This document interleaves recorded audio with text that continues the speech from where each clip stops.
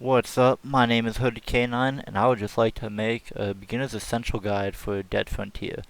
It's a game that came out in like 2008, so it's been around for like 12 years. And just the other night, I ran into a new player, and a couple nights ago, I ran into another new player. And this game it doesn't tell you how to do a lot of stuff. So I just figured I'd be the person, since nobody else has. I'll just make a basic video, short, sweet, simple, get you across some really basic stuff that you should know. So let's say that you and a friend both want to play this game. You'll both make your accounts, and then to add each other, you'll hit My Profile over here on the left. Come down here to where it says Edit Buddies. And then you type in your friend's name here, and click Add. Assuming you had the spelling right and the account's all good, it'll pop up here. And then if you want to trade your friend, you'll click on your friend's name, then you'll click Trade. If you want to give them cash, you'll type it up here. Credits are the game's currency that you pay real money for. I'm not gonna lie, some of this stuff is pay to win, but the game itself is not pay to win. It's just you can pay for stuff that really boosts you. It's not really a big PvP game, so I would not say it's pay to win. Anyway, you can drag and drop items in your inventory here. And then, since this is just a private trade to a friend, you can't charge them money. Like, you can ask your friend, hey, can you give me this much cash and I'll give you these items. Like, that'll work. But, pretty much, whatever you put in here, just going over to your friend. They don't have to give you anything in return. So it's accepted on our end. It's not accepted on their end. And then, if I was playing on that other person's account, I would have a message here that says, new trade from Hooded K9. In order to access that trade on the receiving end, what you would do is you'd go to the marketplace, then you come over here to this item for item area, you click on view trade, and then you would accept the trade as well. After the trade is accepted, it will give you a box like this, where it wants you to either close it or go to the item collection box. And then here it'll look just like this. View trade or collect, view trade or collect. Come up here and hit collect all. And that would essentially be how you do a private trade. If you want to send a message to your friend, what you would do is you click Edit Buddies, and then right here. So I'll go on back real quick for you guys to see that. It's going to be under the status symbol, and you click right here.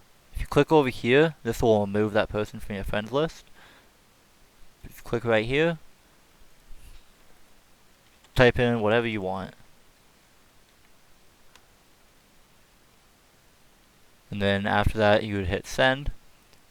If you want to CC, like let's say that you have another friend or something.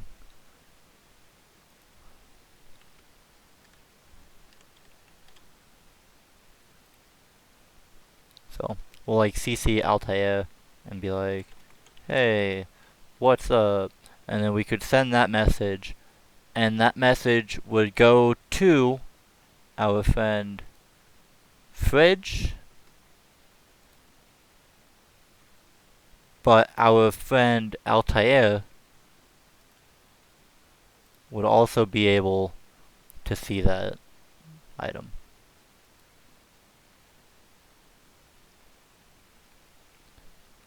Now let's go over some of the things here in the holdouts.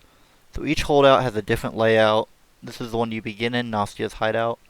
Your bank is pretty self-evident. This is where all your money goes. And if you were to die out in the open, you will lose all of your money unless you have one of these security boxes, which these are not expensive. I highly recommend picking them up as soon as you start the game. I mean, And heck, let's just see how much it is.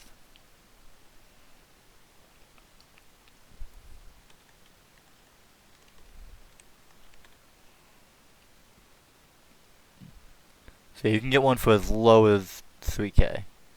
So definitely invest in a security box.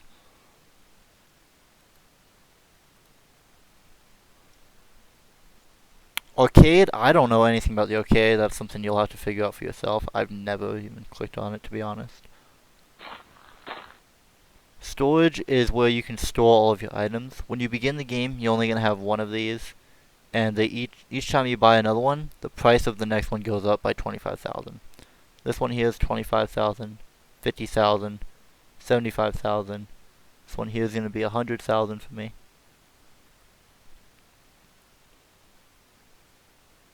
Clan HQ is where clans kind of chat and do whatever clans do. I've never been in a clan, but that's their area. The meeting hall is basically the forums. I'm pretty sure the forums are dead. I think the guy retired or something. Records is pretty much what all the clans are competing for. Top survivor, top PvP, top loot, stuff like that.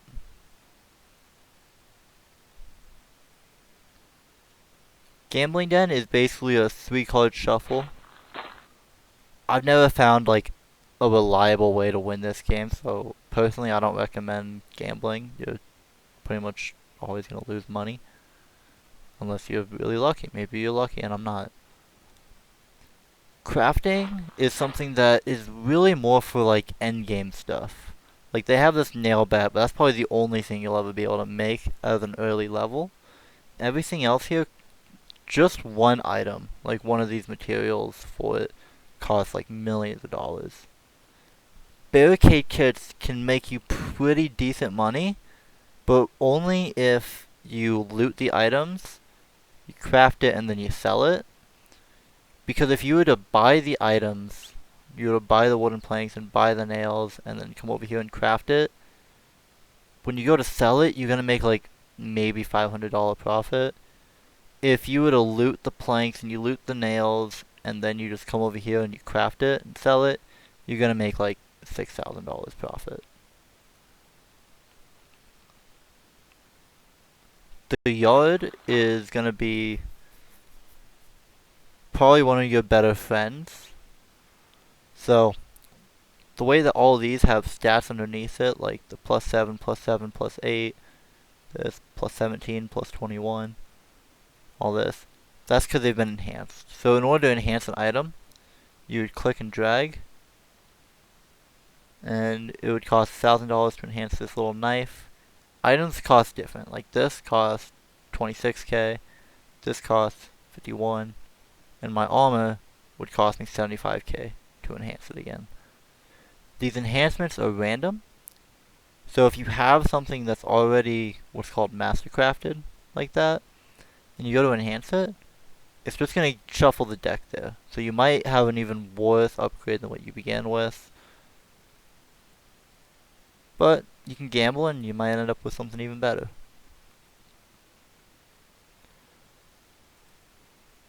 I guess let me talk about the stats real quick, because I know my buddy had a little bit of trouble understanding how that worked. So let me just kind of go ahead and talk about that for a second. So the reason I took all those items off is because they boost up some stats. So this is just what I have for my levels.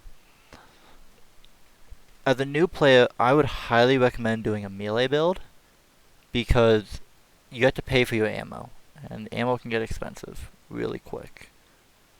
Melee is a really good fallback, but it's also just really powerful in general.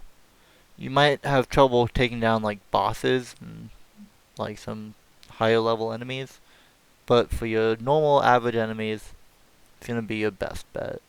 Fantastic option in my opinion.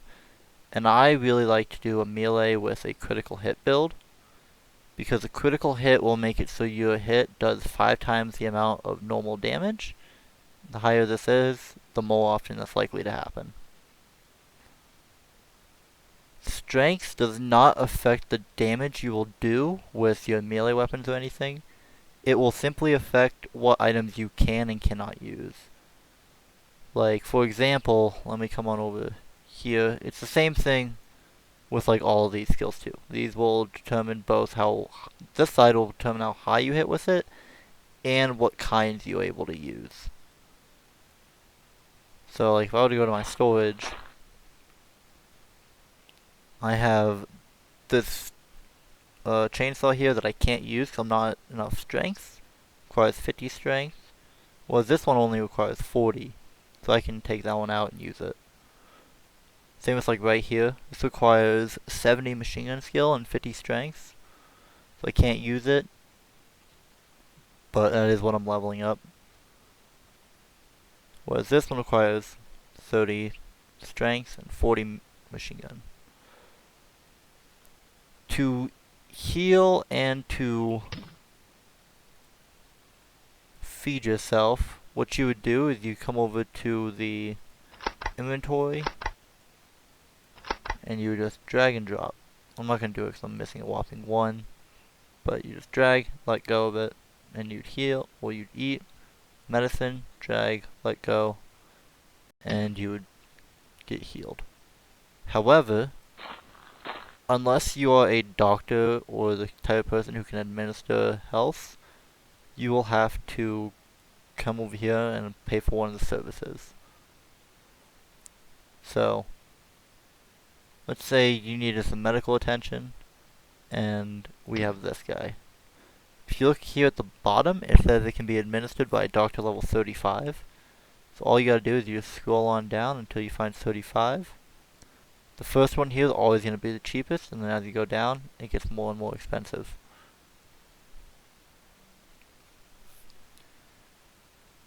So we would go ahead, if we needed to, we would drag up here, we'd hire the person to heal us. Same thing if we needed to repair. Click repair, needs a level 45 to repair. So we would just scroll on down until we find a level 45, which costs us about $1,000. Same with cooking.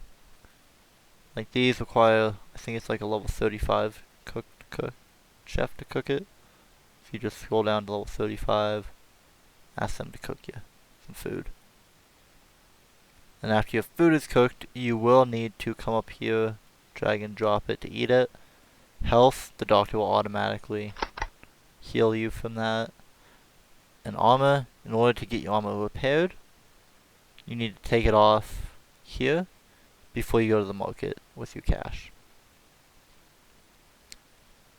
Fast travel is a newer thing. So you can travel to any of the bunkers. They are here, here, here, here, and here.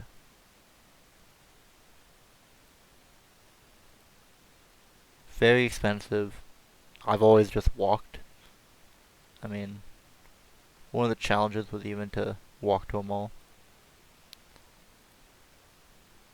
The last little trick I want to show everybody is a little thing about the actual game itself. Give it just a second to load here. Because this little trick has saved my life when I was first starting the game. This little thing my brother told me. If you are using a gun build and you need to reload, take a look at my bottom left corner. You'll see my ammo going down there. If you go and reload and you go through a loading screen, you're going to be at full. And then you can look at my little cursor right here. I have it on top of my guy. I'm going to slide it on out. This is what the accuracy would help out with, is by aiming it like here and I shoot, it'd be more likely to hit right there versus spraying out everywhere like it does right now. So if I were to go through this loading screen without reloading, it'll keep that full ammo I have. Whereas if I do it and I'm reloading, I'm going to have that full ammo again. The last little trick I have to show everybody is how to avoid zombie attacks. Pretty much you just circle around them like this. That, or you can just back up.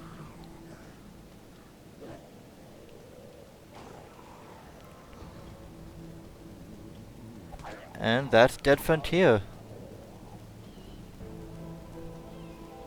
I hope you guys check out the game and hope you guys have as much fun grinding away killing zombies as I always have.